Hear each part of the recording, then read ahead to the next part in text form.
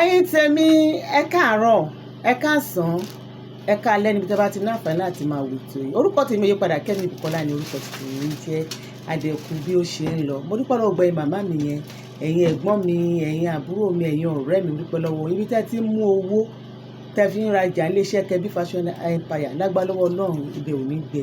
Lágbá lọ́wọ́ Ọlọ́run àgbà náà ò dẹ̀ ní wọ bẹ̀ láṣẹ ti Èdùmàrè. Lénìí tá a bá ṣe ṣó ìtàn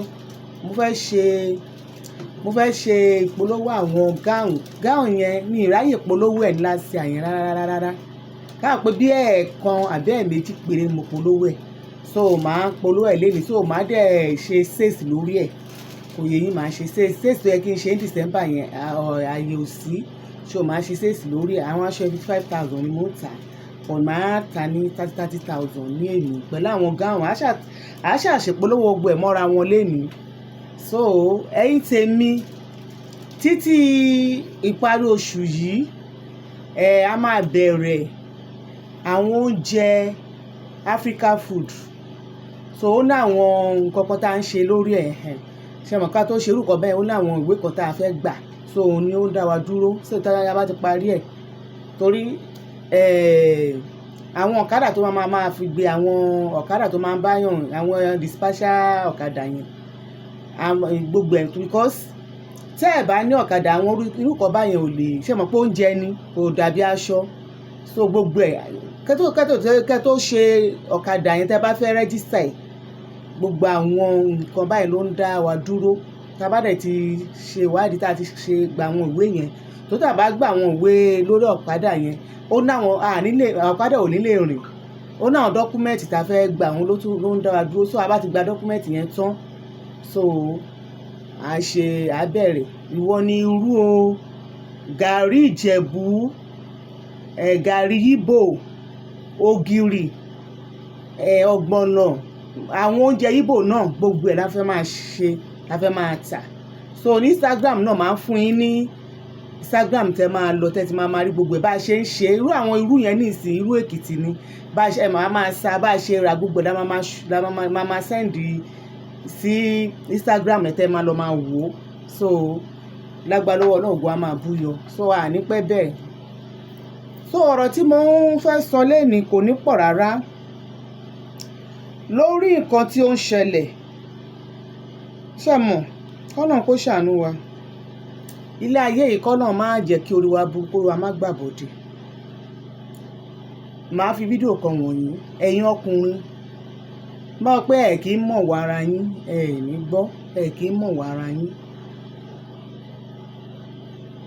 ìwọ tó bá mọ̀ pé o dàgbà, o ti dàgbà tó stage kan, tó bá at least kíyàwó tó fẹ́yàwó, kíyàwó tó wọlé èèyàn, ó ṣàmà níbẹ̀ ṣe jọjọ bẹ̀rẹ̀. tó bá jẹ́ obìnrin tó bá lè mú ara dúró ni wàá ti mọ̀, tó bá jẹ́ pé lè tí ò lè mú ara dúró wàá ti mọ̀. nígbà tẹ́ bá lọ fẹ́ obìnrin tẹ́ pé kò lè mú ara dúró, kò lè bá tẹ́ bá travel ni ó rí kò lè ṣe é, tẹ̀lé gbé sílé. irú ẹ̀ ń ṣẹlẹ̀. wọ́n ní nǹkan tó bá ṣẹlẹ̀ táwọn èèyàn bá sọ síta òun la máa mọ̀. wọ́n tọ̀fẹ́ lè tó ń ṣẹlẹ̀ tí àwọn èèyàn tó ṣẹlẹ̀ sí kan tí wọ́n lè sọ síta ó pọ̀. màá fi Ọlọ́run bẹ̀ yín, fídíò tí mo fẹ́ fi wọ̀nyí mo fẹ́ fi wọ̀nyí kí ẹ̀yin ọkùnrin kan tí ẹ wà bóyá ìyàwó yín ti kú ni o àbí ìyàwó yín lọ ni o, ẹ dẹ̀ fẹ́ rì má rì, kí ẹ lè fi ojú sílẹ̀. let me show them those ṣé ṣé tí mo wọ̀ ẹ́ ní ìsìn lóríṣiríṣi ẹ̀ la ní. ẹ wo bó ṣe wọ̀ ẹ́ 5,000 ní kò wọ́n. ṣé ni ẹ̀dẹ̀ bó ṣe máa bá kú nìyẹn sí ni àwọn ṣé ni òun dúdú rárá. 5,000 wọn òun dúdú rárá àtọ́. 5,000 ẹ lè fi wẹ̀. irú ẹ̀ tí mò ń lò bá á ti lé ní 4 years. ẹ wo eléyìí náà, ẹ̀yin tẹ́ ẹ̀ bá ń lo yarin tó tóbi 5,000 bó dẹ̀ ṣe wọ ẹ̀wọ̀n dúdú. ẹ wo 5,000 ẹ̀yin tẹ́ ẹ̀ bá láì kọ́ tó ṣe fi mí. ẹ wo eléyìí sìn.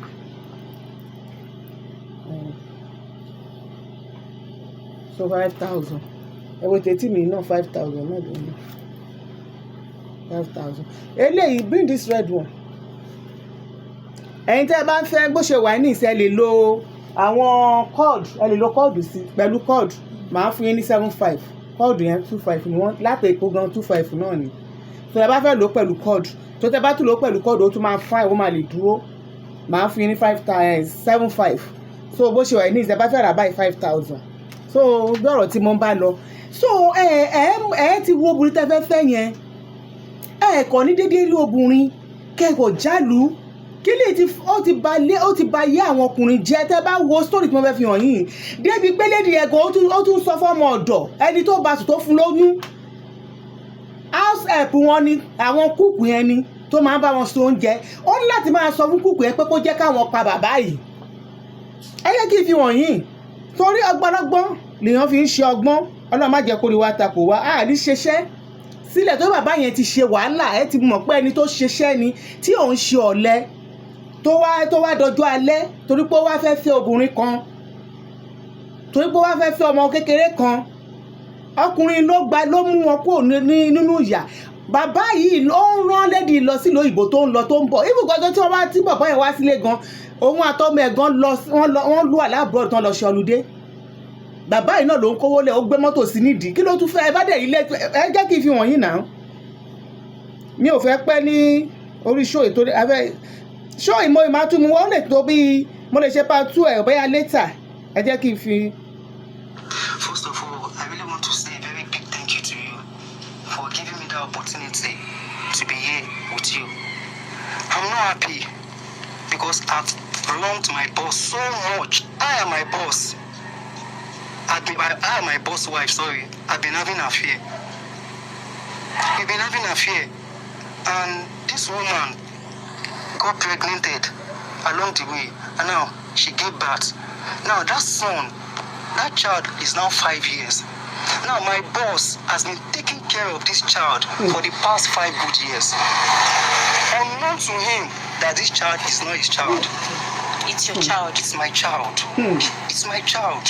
And this my boss has been a very nice person, a very good person to me. He has been, do you understand? How do you know the child is yours? Yeah, thank you.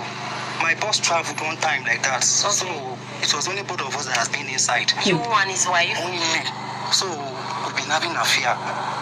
We've been having an affair. You understand what I'm saying? So even when she got pregnant, she told you it's your child? She told me. I knew that yes. She told me that she was pregnant and she confirmed it.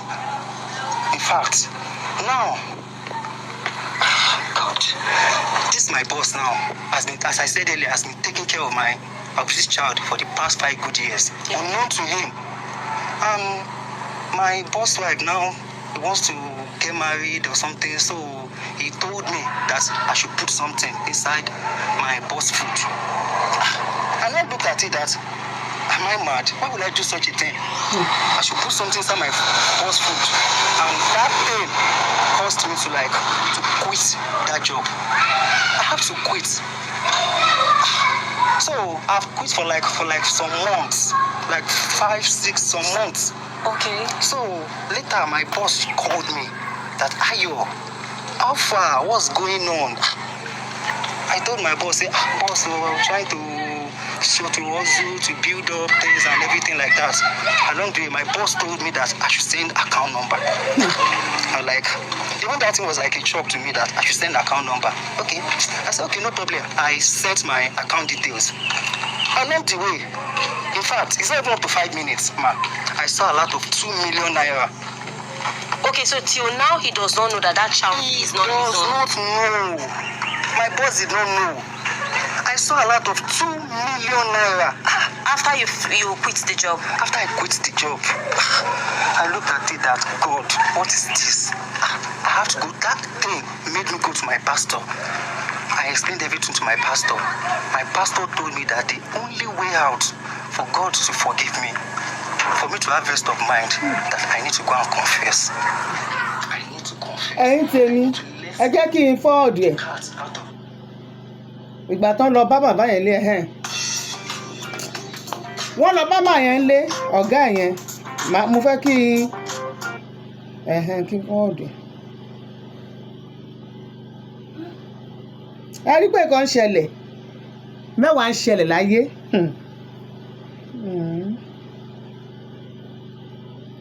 Mẹ́wàá ń ṣẹlẹ̀ láyé o. So wọ́n lọ sílé ọ̀gá yẹn, wọ́n lọ sílé ẹ̀, wọ́n lọ sílé ọ̀gá yẹn. So alright guys, so I'm here with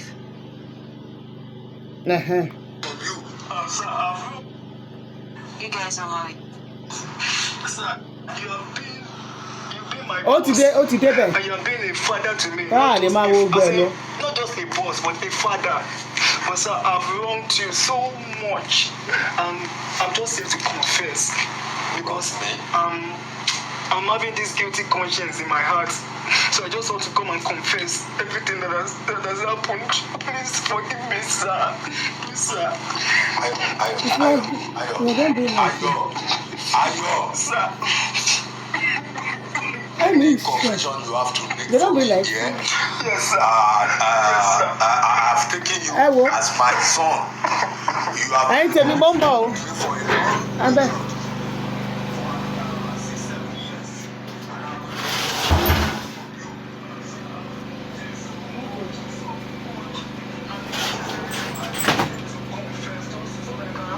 My heart goes every day. Ẹ má bínú o, wọ́n ti múná dẹnu ká lè pàjẹ́. Because you've been so nice to me. Hello, You've my been like a father to me, sir. son. Yes, sir. The way Ayo is acting, it seems there's another thing in whatever I want to tell you now. I don't know what is really going on. Can you please, maybe he has explained some things to you, or he should come out by himself. Okay, sir. Let me explain myself to you, sir. Yeah? Sir, please, sir. Let me hear from you. Sir, Ayo, sir. did you lose the money I sent to you? No. I'm not here because of the money, sir. It's not I'm because of not the money. shame. It's not because Did you enter into fraudsters and no, sir. No, not that, sir. I just have to, sir, I've wronged you. Sir, I've sinned to God and I've sinned against you. I just have to come and confess my sin. I just have to tell you because I know for some years now you've been in darkness and I just have to put you into the light. I just have to let the cat out of the bag. okay? How do I start this thing? Sir, do you remember some years ago that you traveled to South Africa? Sir, Yeah. I just want you to forgive me, sir, for what I want to say. I want you to forgive me, sir. Sir, Am I God? please, sir, just forgive me. Please forgive me, sir. I've wronged you. Sir, okay, let's start like this, sir. Do you remember some years ago that you traveled to South Africa, sir? Yeah. Sir, okay. Sir. Then I said, oh my God, I was having an affair with your wife. Yes, I was. My own wife? Yes, David mother. I was having an affair with her. Having affairs with my wife? Yes, sir. Please forgive me. And sir, I just have to tell you the truth. I just want to tell you the truth, sir. David is not your biological son. He's my own son. Please, sir. Please, sir. Forgive me, sir. Please, sir. Please, sir. Please, sir. Ayo, what have I done wrong to deserve this? Please, sir. Forgive me, sir. Ayo, Please, sir. It's not me, sir. Ayo, This, sir. My father, sir. Please, sir. Please, sir. Please forgive me, sir. It's not intentional. does my wife know about this? Yes, sir. And she knows that David is not my biological son. Yes, sir. She knows. Please, let me beg him.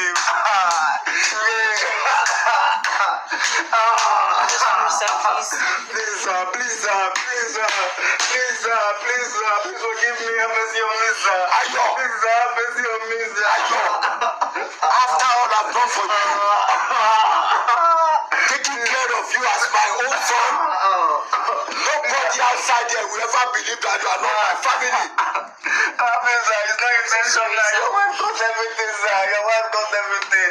I told her My wife caused everything and you did it. I told her I'm not interested, but you just gave My wife caused everything, you did it. Please, sir, just forgive me. Just find a place in your heart to please forgive me, sir. Please, sir. Just find a place in your place.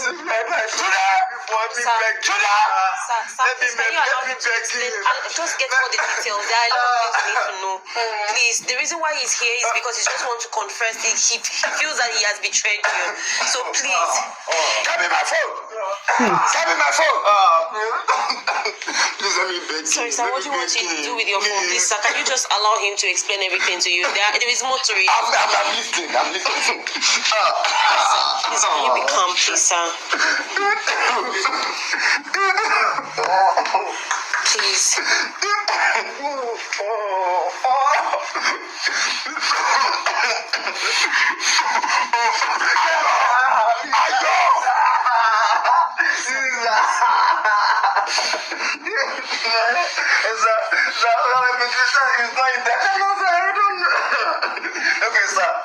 Let me explain everything to you, sir.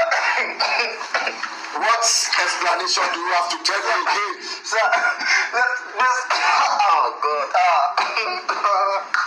even your wife, when everything happened, your wife even telling me that he wants to.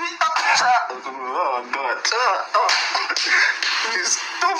I don't know how to say this thing. I don't know how to say it. I don't know how to say it.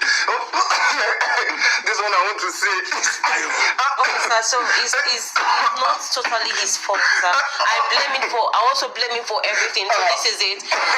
According to him, this thing has been going on. When you traveled to South Africa, your wife has been having an affair with him. And when she got pregnant, she also knew that the son was his. So when she put to bed, after she put to bed, she asked Ayo here to eliminate you. That's to put something in your food for you. Yes. To get rid of you so that you can marry Ayo and inherit your property. Because she was scared that you are going to find out later on that your son is not your son and that you're going to take action and she will lose everything. So she has been doing this all along. The reason why Ayo is here is because he feels guilty. After you sent him 2 million naira, he feels that he has betrayed you and you've been there for him. You've been there as a father to him. He went to a pastor. The pastor asked him to come and apologize to you so that you at least know that you don't have a child and you choose for yourself what you want to do. Please, sir, I beg you in the name of God. Please, forgive. That is the reason why I quit the job, sir, because I don't want to eliminate you. I don't want to. You'll be so nice to me, sir. You'll be so nice to me. Ayo. Yes, sir. Ayo. Yes, sir. Does my wife know that David is not my son? Yes, she knows. She knows, sir. Please, sir. Please let me beg you. That's why I brought you here too now. Ayo. Yes, sir. By the time I finish calling my wife, I am going to deal with you seriously. Please, sir. Please forgive me, sir. Just find a place you have to forgive me, please. Please, sir. Please, just find a place. Ayo. Ayo. Please, sir. Ayo. Ayo. Ayo. I'm finished, I'm dead, What does this woman put me into? What does this woman put me Ayo. into? And I said no that day. You said no that day. Before handing off to your woman, I don't want to see you here. Sir, no, just forgive me, sir. I don't want to see you. Please forgive me, I sir. say I don't want to see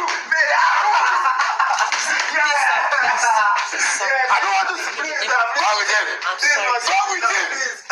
Please, Go with him. Go outside. Please, sir. Please forgive me, sir. Please. Go.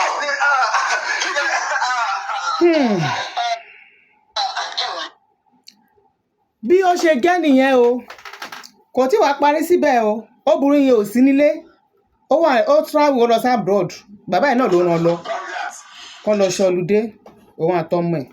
ìgbà tó wá dé ìgbà tó máa dé kò sọ fún kò lọ sí ilé ọkọ ẹ̀ ó wá pe bọ̀bọ́ yẹn n bá lè rí fídíò yẹn máa fi wọ̀nyí ó wá pe bọ̀bọ́ yẹn kókó pàdé òun nílé kan ó wá pe bọ̀bọ́ yẹn jẹ́ kí n fi bẹ̀rẹ̀ náà yín torí ẹ̀yin bàbá yìí ẹ̀ mọ̀ wọ́n ara yín kì í mọ̀ wọ́n ara yín rárá tóbi bá ti pupa tó ṣojú ń kíní ẹ ti bẹ́ẹ̀ mọ̀ mọ̀ wọ́n ara yín rárá àwọn obìnrin ìdẹ̀ ni wọn ò nífẹ̀ẹ́ yín. He can't satisfy me on bed, you understand? And he's a very young guy. He gives me what I want. Okay, stop videoing me. I don't like it. I don't have any privacy. You want to ruin my home? Mo fẹ́ tó bẹ̀rẹ̀ ìbẹ̀rẹ̀ yẹn mo fẹ́ kẹ́ ẹ rí. Ìbẹ̀rẹ̀ yẹn mo fẹ́ kẹ́ ẹ rí. Ó burú olórí burúkú yìí o. Some women are dangerous. I won't say all. Mo Some fẹ́ kẹ́ ẹ women rí are dáadáa. dangerous. Call her to know where she is. All right, guys. So Ó wá tó bọ̀bọ̀ ó tún fẹ́ kí bọ̀bọ̀ tún bá òun sùn. Àyìn bàbá yìí ẹ̀ mọ̀ wọ́n ara yín o. Àánú yín dẹ̀ máa ń ṣe mí ẹ wò ìyàwó ní ọlọ́nà ẹ wò ó ló wà ń bẹ̀ yẹn o. Ó jẹ́ kí ọ̀bẹ́ ẹ̀ tún bá òun sùn. You can even go to my husband and say such things. You know I love you. And we have a plan together. That man is not my type. Sure you understand? He's not my type at all. I have a son for you. What do you want me to do? Madam, you are talking too much. Okay, just go straight to the point. What do you want us to do now? Calm down now. Are we fighting? We are not fighting. We are not fighting. Just go straight to the point. I'm just trying to beg you. All this rubbish you went to go and tell my husband at my back. All because I'm not around. No. I didn't even think these things to you. Why will you do such? Madam, you are not answering my question. No.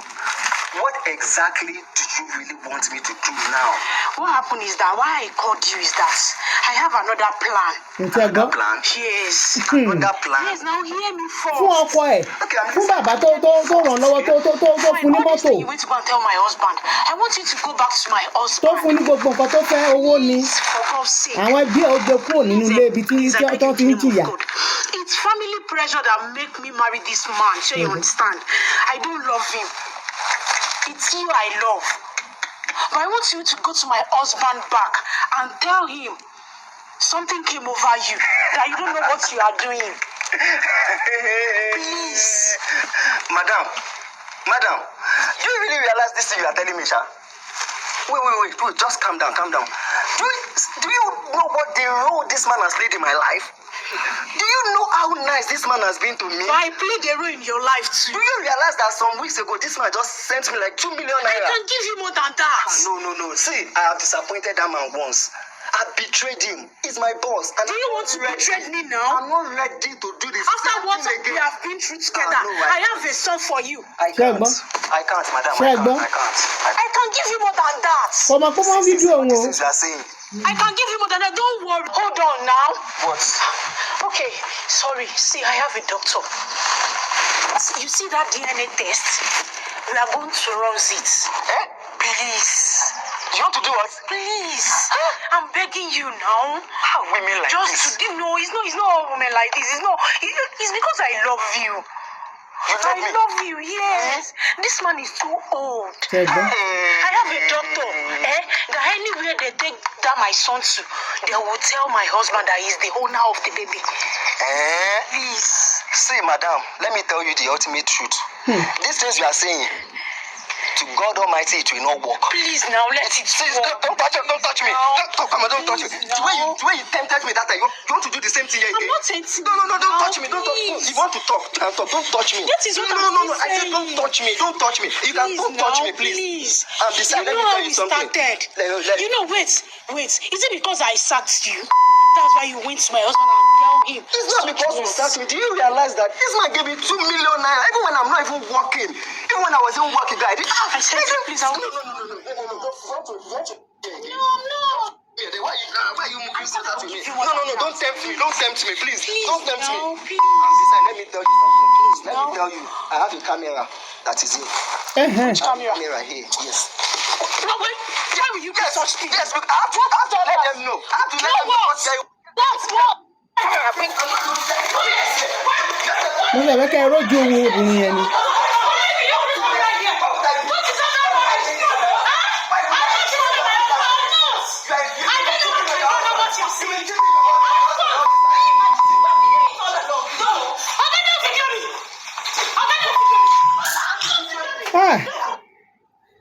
Ọlọ́run kó ṣàánú wa. So ṣé ẹ rí ọ̀rọ̀ yìí ọ̀rọ̀ ó ń ṣẹlẹ̀ káàkiri eléyìí tí ó wọ̀n sí wa gẹ́gẹ́ bí mo ṣe sọ ní ìbẹ̀rẹ̀ fídíò yìí òun la rí yẹn ó ń ṣẹlẹ̀ káàkiri tẹ́ pé lóòótọ́ ọmọdé mi ó ń fẹ́ àgbàlagbà tẹ́ kó dẹ̀ máa farabalẹ̀ síbẹ̀ bọ̀ kí ẹ tó fẹ́ ẹ tẹ̀sí ẹ lọ́nàkọnà ẹ ṣe ẹ̀záàmù fún torí kò sí ni àwọn bàbá yìí wọ́n ń jẹ̀bi lórí pé wọ́n fẹ́ àwọn ọmọ kéékèèké o wọ́n ń jẹ̀bi ẹ máa gbọ́ ó ní bàbá ó ní ó dàgbà fún òun ẹni tó dàgbà fún ẹ tó ralé fún ẹ tó dàgbà fún ẹ tó ń lọ sí abroad lọ rajà tó dàgbà fún ẹ tó mú àwọn ìyá ẹ̀ kó òun lébi tí wọ́n gbé tó ralé fún wọn kò dàgbà fún ẹ gbogbo yẹn ó bá tẹ̀lé wá ṣèrànù ó wá tún jẹ́ ẹni tó tún bọ́kọ ẹ ṣiṣẹ́ ó tún wá ń plan pé ó fẹ́ pa mo yẹ ikú tí àwọn èèyàn míì kú ìwògan kì yàtọ̀ ságbàlagbà àwọn ọmọdé tó ń kú nísìnyí ṣé ẹ rí ikú tó ń kú ikú kan báyìí ni torí ẹ̀rù máa bà wọ́n pé tẹ́ni ẹ bá mọ̀ lọ́jọ́ wájú pé ọmọ yóò kì í ṣọmọ mi ó lè fa wàhálà wọn á mú wá pọkùnrin yẹn ó ń ṣẹlẹ̀ lọ́wọ́ ó ń ṣẹlẹ̀ káàkiri ẹ̀yin ọkùnrin ẹ náà kíyèsára ẹni tẹ́ ẹ bá fẹ́ ẹ mọ̀ dáadáa ẹ fi gbogbo nǹkan tẹ̀sí ẹ̀ kò yẹ gbogbo nǹkan tẹ̀sí ẹ̀ kọ́nà má jẹ́ kí ayé kó mú wa o òun ní ìsìn bàbá àgbàlagbà bẹ́ẹ̀ mo lè anytime tí bá ráyè dẹ́gbẹ́ máa yí ó ti wá lọ sílé màmá lédì yìí ní fídíò tó tún ṣe máa yẹn ti wá lọ pé lédì yẹn wá lọ sílé màmá torí gẹ́yìn ò lọlé mọ́ tó ti gbọ́dọ̀ yẹn báyìí tó ti dé látà bọ́ọ̀dù yẹn báyìí àtọ́mọ ẹ̀ àtọ́hún ilé màmá ẹ̀ náà lọ bàbá ẹ̀ wá lọ mú ọlọ́pàá ó wá lọ fi gbé ilé màmá ẹ̀ kódà bí mo ṣe ń sọ̀rọ̀ ní ìsìn wọ́n ìwà lẹ́nu ẹ̀ ẹ jẹ́ ká ṣọ́ra wa ẹ má jẹ́ ká gbé ọ̀tá wa sílé ọkùnrin míì obìnrin fáì ó pupa òun ló máa lé ìwọ tó ti dàgbà tẹ́ ẹ mọ̀ pé ẹ nílè ṣeṣẹ́ kárakára ẹ wá máa wọ ọmọ tó fine tó young àwọn tó yẹ pé jákìní gẹ ni wọ́n tọ́ọ̀ bá rí lọ́jọ́ kan wọ́n á mọ̀ lára ìwọ tó yẹ pé ara ti dára àgbà kí ẹ kó wọ́yàn tó yẹ pé ẹjọ́ máa ṣe fàájì ara yín ẹ wá lọ́wọ́ ọwọ́ ọmọ kékeré ìyẹn á bẹ̀rẹ̀ sí máa lọ ẹ wọlé ní ìsàmúyọkùn ìyàwó ilé tó ń dó dírẹ́fà tí dẹ́ pé dírẹ́fà kan ló bá wọn sùn eléyìí ní ìsìn ẹni tó yẹ pé ó ń bá wọn ṣiṣẹ́ ilé tó bá wọn sùn oúnjẹ òun ló ń bá sùn débi pé ó bá sùn ó fún lóyún tán ó sọ fún pé oyún ẹ̀ lòún ní o báyọ̀ ọkọ ni ò lè ṣe o báyọ̀ ọkọ ni ò lè bímọ o àárín yẹn ò wọ̀n sí wa ṣùgbọ́n gbogbo nǹkan tí mo mú wálé ni pé ẹ jẹ́ ká ṣọ́ra wa ẹ jẹ́ ká mọ nǹkan tá à ń ṣe ní ṣeṣẹ́ lẹ̀ fún ọmọ lòmíì jẹ ọjọ́ alẹ́ wa tó yẹ ká tí bàbá yẹn tó ti dàgbà tó yẹ pọ́jọ́ alẹ́ yẹ kó fẹ̀yìntì báyìí kó máa jẹun ẹ wo nǹkan tó lọ rí ìrònú yóò lè kúrò lára bàbá yẹn ìrònú ẹ̀ tẹ́ bá níbi tó ti lọ fọlọ́pàá mú lédi ẹ̀ pẹ̀lú màmá ẹ̀ ó ń ṣọ́ra ẹ̀ mọ́lẹ̀ báyìí ni mi lè fídíò ẹ̀wọ̀n yìí bí báyìí ó ń ṣọ́ra ẹ̀ mọ́lẹ̀ tó ń sunkún gidi tí bàbá yẹn ń sunkún bí ọmọdé gbogbo rẹ̀ tó ń ṣe fún yín bàbá yẹn má tẹ́ wò olówó gidi ni ẹ bá rí ilé tó tún rà fún bàbá ìyàwó àti ìyá ìyàwó ẹ̀ kájé kú kalẹ̀ gbogbo ẹ̀ náà ẹ wo nǹkan tí ọmọbìnrin yẹn ṣe fún so adam gbogbo wa ò yẹn mo ní kí n mú wá fún yín lè ní òkè rí wọn náà ọlọ́rọ̀ la máa fi kọ́gbọ́n ẹ yẹ ká fi èyí kọ́gbọ́n gbogbo ẹ̀yin tẹ́ ti ṣe wàhálà láàárọ̀ ṣe wàhálà lọ́sàn-án kó má dọjú alẹ́ kẹ má lọ àgbákò obìnrin tẹ́ pé ojú wò gbébì kan so ní ìsìnbá máa ṣe ìpolówó àwọn ọjà yẹn ń sìn lágbára lọ́wọ́ ọlọ́run ògùn á máa búyọ lẹ́ẹ̀kan sí títí ending ẹ máa retí àwọn oúnjẹ Africa food lóríṣiríṣi àwọn oúnjẹ ìbílẹ̀ wa pọ́nbélé ẹkú jẹ́rìí ọmọ yín Kẹ́mi Bùkọ́lá eléyìí tí máa mú wá in fact ẹ mọ̀ pé yes ìwọ lè lùbọ́ ṣú o èlùbọ́ ọ̀gẹ̀dẹ̀ o ẹ̀wà olóyin gàrí ìjẹ̀bú gàrí pupa ní òtẹ́rán ní ìdẹ̀tẹ̀ ẹja bọ̀tẹ́ èdè yà máa bá yín lọ ẹ̀gúnsí àpọ̀n àwọn nǹkan báyẹn la máa bá yín ṣe àwọn kíní pepper soup yẹn gbogbo ẹ̀ gbogbo ẹ̀ àwọn ingredient pepper soup yẹn à ṣe gbogbo ẹ̀ tẹ́ pé in fact camelu pepper à tún lọ yẹn náà oríṣiríṣi ẹ wo irú yẹn nísìnyí fresh one ti Èkìtì a máa bá yín sá gbẹ so ẹ̀yin náà gbogbo ẹ̀ náà lẹ máa rí ẹ máa fojú ara yín rí báyìí so torí àwọn èèyàn yọ mí lẹ́nu mi tẹ̀ fẹ́ ṣe bísẹ̀ but àwọn èèyàn ò jẹ́ ń sinmi tí wọ́n bá ti bá mi rajà báyìí màá ṣe tún wá máa káàkiri máa lọ máa gbó bí èèyàn kan ọ̀rẹ́ mi kan ṣe pè mí nìyẹn ọ̀rẹ́ mi àǹtí mi Amẹ́ríkà ni wọ́n wà àwọn ìyá alálùbáríkà nìyẹn àwọn tó fẹ́ kí èèyàn ṣe oríire yàtọ̀ sáwọn tó máa fojú máa bẹ́ẹ̀ ṣe tó máa finú máa tẹ́ pé nǹkan mìíràn máa sọ fún ẹ òwò tó bá dẹ́yìn nǹkan mìíràn máa ṣe àǹtí Kẹ́mi ẹ lè ṣe kíní ìnà wàhálà yìí ti pọ̀ jù in fact àǹtí ẹ̀ báyìí lè tí mo bá wọn rà gbẹ̀yìn almost 350 ní nǹkan tá a bá wọn rà gbẹ̀yìn lórí ẹ máa ṣe náà tó ti bá mi sáni sí ó ti lọ bí a year plus ẹ máa ta náà mo ní wàhálà kọ́ ẹ máa ṣe ẹ má tẹran torí ẹran yẹn wàhálà àti gbé àwọn nǹkan tẹ́pọ̀ máa jẹ́ kí ẹrù máa dìlé mi ò ṣe yẹn so ẹ máa retí ẹ títí ending sí oṣù tó ń bọ̀ tí gbogbo dọ́kúmẹ́ǹtì ọ̀kadà wa yẹn bá ti set á bẹ̀rẹ̀ ẹ ṣé ó dàbọ̀.